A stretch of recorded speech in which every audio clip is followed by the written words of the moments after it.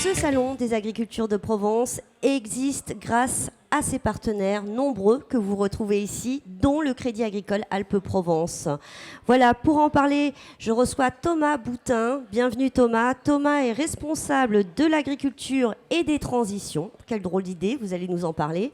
Peut-être un petit mot Thomas sur le Crédit Agricole Alpes-Provence. Cette caisse régionale couvre le département des Bouches-du-Rhône évidemment, mais pas que. Non, tout à fait, vous avez raison, effectivement. La Caisse régionale du Crédit Agricole Alpes-Provence est une banque coopérative de plein exercice qui couvre 3 départements, les Bouches-du-Rhône, le Vaucluse et les Hautes-Alpes.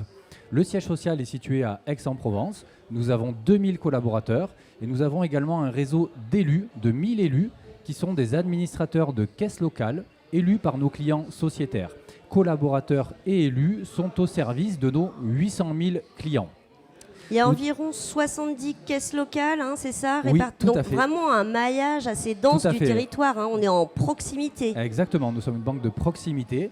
Nous travaillons sur tous les secteurs d'activité, les particuliers bien entendu, les professionnels, les agriculteurs bien évidemment. 7 agriculteurs sur 10 travaillent avec le Crédit Agricole, mais aussi les entreprises et la banque privée. Très bien. Alors, pourquoi avoir associé l'agriculture et les transitions dans un même service dont vous êtes responsable?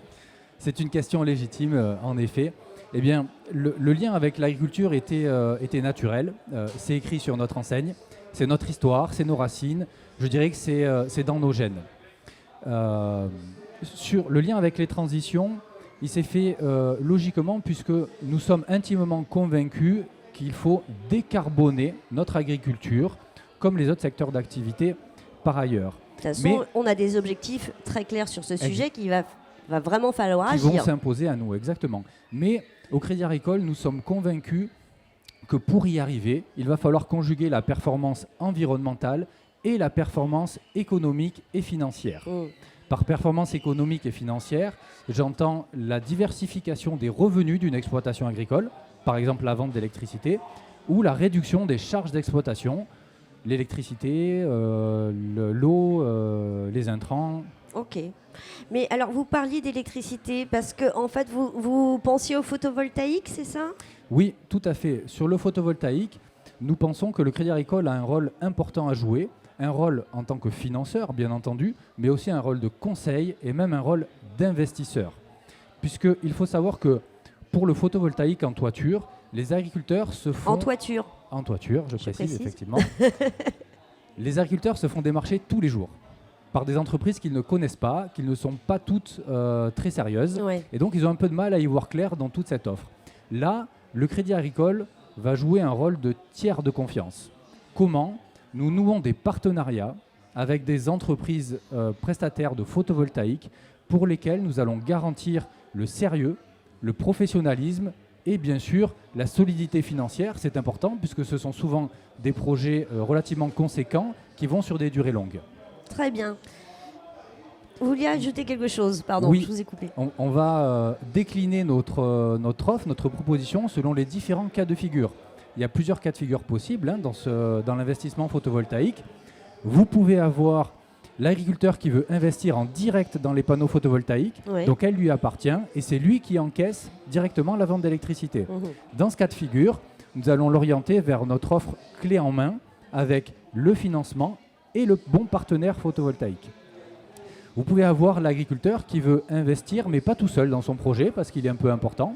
À ce moment-là, on va aller chercher des investisseurs pour être à ses côtés, qui peuvent être le partenaire photovoltaïque, mais qui peuvent être aussi le Crédit Agricole. Très bien. Et d'autres investisseurs possibles ou pas? Ça se limite effectivement aux partenaires. Voilà, partenaires et groupe Crédit Agricole. Très bien. Et vous avez un autre cas de figure également. Ouais. L'exploitant agricole qui, lui, ne veut pas du tout investir dans ce projet. Il n'a pas envie de s'endetter. Il veut juste bénéficier d'une infrastructure, par exemple. Et dans ce cas de figure, c'est le Crédit Agricole qui va investir directement chez son client sur l'exploitation agricole dans les panneaux photovoltaïques. D'accord. Et à ce moment-là, en contrepartie, l'exploitant agricole bénéficie du versement d'un loyer ou de la construction d'un bâtiment neuf ou de la rénovation d'un bâtiment existant. Très bien. Donc, Bah écoutez, merci beaucoup parce que ça c'est de l'info. Si vous êtes agriculteur, que la question du photovoltaïque vous chatouille, donc vous vous renseignez auprès du Crédit Agricole, auprès de votre caisse locale parce que généralement... De votre caisse locale, voilà. de votre conseiller agricole ou Vous de votre avez- agence de proximité. Tout à fait, parce que vous avez quand même beaucoup encore d'agriculteurs qui sont effectivement administrateurs de ces caisses locales. Hein. Le monde Tout à agricole, fait, est très présent parmi nos élus, mais pas que. Mais pas que. mais pas que. Merci beaucoup Thomas, Merci à vous. on vous souhaite un excellent salon. Je crois qu'on est chez vous ce soir pour la remise des trophées de l'innovation. Tout à fait, on se retrouve Voilà. tout à l'heure. À ce soir. À ce Merci. soir.